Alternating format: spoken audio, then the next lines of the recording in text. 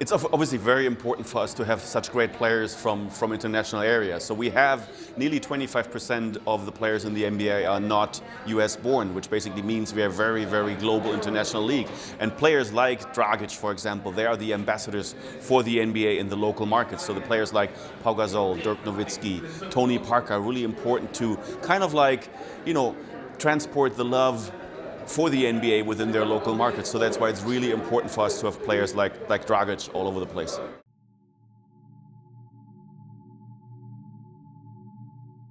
So I think this year we have like 61 players from Europe, which is great. We have 5 players from Germany, I think 11 from France, lots of Spaniards in the league, which is really important for us to have this local aura within the local market. So, you know, lots of work, but lots of joy.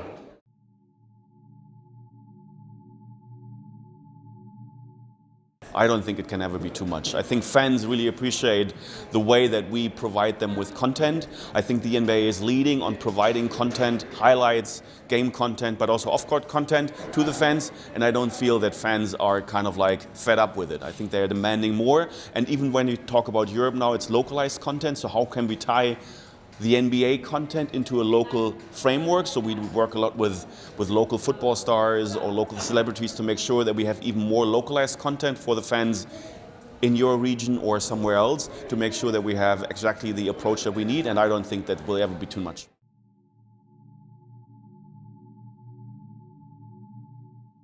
So basically we have introductory, every NBA player who comes new into the NBA has to go through a kind of like, how do you say it, schooling.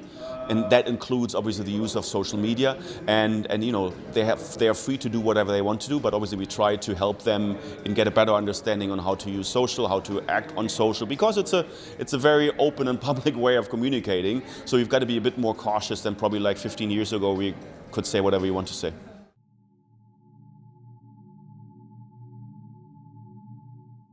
It's a fantastic experience. It's my first time here at SPORTO, my first time in Slovenia. I really love it so far. It has been amazing adventure so far. Great lectures, great insights on the world of sport and the world of sports business. Great stuff on social media. You can never learn enough about it. Great stuff on sponsoring. So it has been a great ride so far, and I can't wait for seeing the other 1.5 days.